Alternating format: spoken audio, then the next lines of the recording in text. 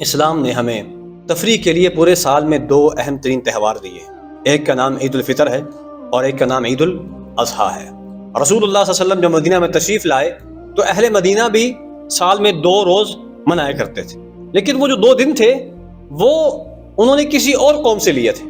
جیسے ہمارے ہاں بھی بہت سارے تہوار دوسرے قوموں سے آئے ہوئے ہیں، جیسے ابھی یہ بسنت کا تہوار ہے، یہ ہمارا تہوار تو نہیں، یہ ہمارا تہوار تو نہیں ہے، یہ کہاں سے آیا ہے ہم سب کو پتہ ہے، ہندوؤں کا تہوار ہے۔ اور آج سے 10-15 سال پہلے تو ہر بندہ یہ بات کہتا تھا کہ یہ ہندوانہ تہوار ہے، لیکن جب سے ایک خاتون کی حکومت آئی ہے اس پنجاب کے اندر، اب کوئی کہہ بھی نہیں سکتا ہے، کیونکہ اس کا ڈنڈا بہت تیز ہے، اس کے پاس CCD بھی ہے، اس کے پاس پیرا بھی ہے، اس کے پاس پنجاب پولیس بھی ہے، وہ اٹھا لے گی، یہ ریپ کروا دے گی۔ سب کو پتہ ہے کہ یہ ہندوانہ تہوار ہے، اس کے پیچھے کیا حقیقت ہے اس میں ہم بعد میں بات کریں گے۔ رسول اللہ صلی اللہ علیہ وسلم نے 2 دن دیکھے کہ وہ 2 دن منایا کرتے تھے، تو آپ نے ان کو وہ 2 دن منانے سے منع کر دیا۔ کیوں؟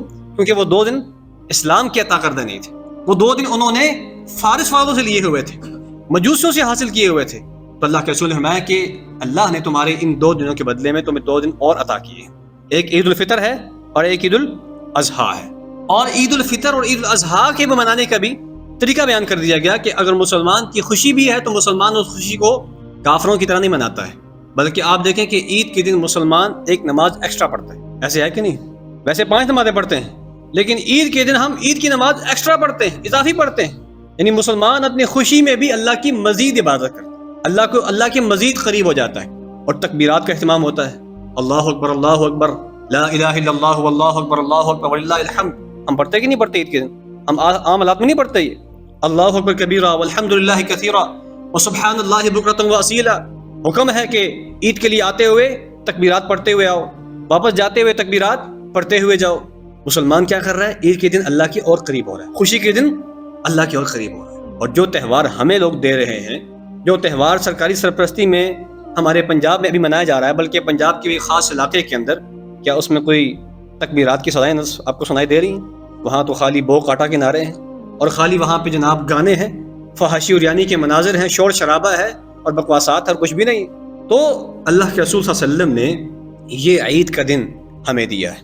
اس دن میں حضرت عائشہ فرماتی ہیں کہ ایک مرتبہ عید کے دن ہمارے گھر میں کچھ بچیاں آئیں انصار کی، اور وہ بیٹھ کر جنگی ترانے پڑھ رہی تھی، جنگی ترانے جو اس زمانے میں جنگی ترانے تھے وہ پڑھ رہی تھی، اور ساتھ ساتھ دف بجا رہی تھی۔ تو اسی موقع پر حضرت ابوبکر صدیق تشریف لائے، انہوں نے آ کر ان بچیوں کو روکنا چاہا، تو رسول اللہ صلی اللہ علیہ وسلم بھی وہاں تشریف فرما تھے۔ آپ نے فرمایا یا ابا بکر، اے ابو بکر، ان لکل قوم عیدا، بے شک ہر قوم کی ایک عید ہوتی ہے، وہذا عیدنا، اور یہ ہماری عید کا دن ہے، اس لیے آج اگر یہ بچیاں دف بجا کر جنگی گیت گا رہی ہیں تو ان کو اس کام سے مت روکو، اس کام سے مت روکو۔ وہ کیا کر رہی تھیں؟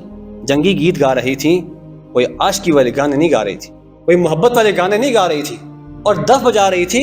کوئی پیچھے کوئی DJ بٹ نہیں چل رہا تھا، کوئی پیچھے جناب کوئی بہترین قسم کا ڈھول نہیں چل رہا تھا، یا باجا نہیں چل رہا تھا، کوئی بانسری نہیں چل رہی تھی، کوئی میوزک نہیں چل رہا تھا، جس طرح کہ آج کل جدید قسم کی میوزک آ چکے ہیں، اس میں سے کسی کا تصور بھی نہیں تھا۔ حد ہے، اسلام نے ایک حد رکھی ہے، حتیٰ کہ اس زمانے میں ڈھول موجود تھا، اس زمانے میں بانسری موجود تھی، اس زمانے میں گانے بجانے کے آلات موجود تھے، اگرچہ آج کل کی طرح کے جدید نہیں تھے، لیکن جو تھے وہ تھے۔ اس میں سے صرف دف کی اجازت دی گئی، اور وہ دف بھی جنگی اشعار کے ساتھ، گانوں کے ساتھ نہیں، گانوں کے ساتھ نہیں۔